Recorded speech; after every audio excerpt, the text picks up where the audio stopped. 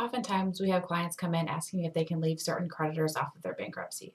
The short answer is no. Any creditor that you owe any money to, even a single dollar, must be listed on your petition. So then they ask, well, can I go pay off the credit cards that I want to keep so there is no balance and it's not listed on my petition?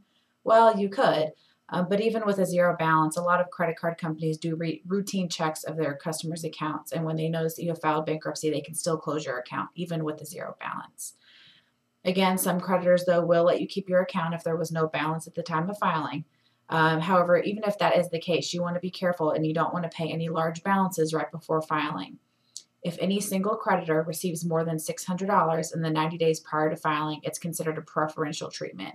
What that means is the trustee can actually contact your creditor to request a portion of that money back, therefore no longer leaving you a zero balance. So you may have sent those creditors that money for nothing, essentially.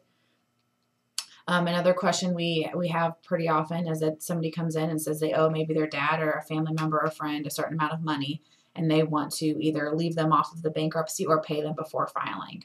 Similar to creditors, it is a preferential treatment. However, with family members and friends, instead of that 90 days, it's actually a full year look-back period, meaning that if you've paid back any family members or friends in the entire year prior to filing, it does have to be listed on your petition. So you want to make sure you're not paying them back within the year before filing.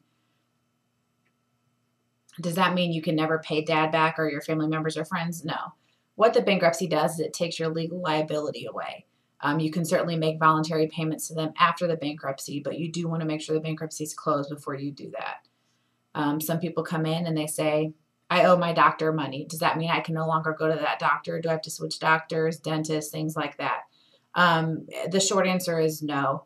Again, if you have a balance, it does have to be listed on the petition, but similar to paying dad back that we discussed previously, you can make voluntary payments to them. But before you go making the voluntary payments to the doctors and dentists, etc., you do want to check with them. A lot of times, if you filed bankruptcy, we'll actually wipe your account clear and let you start fresh with the same doctor and with a zero balance. So you do want to look into that ahead of time so you're not sending money to them that they're willing to wipe out because of the bankruptcy.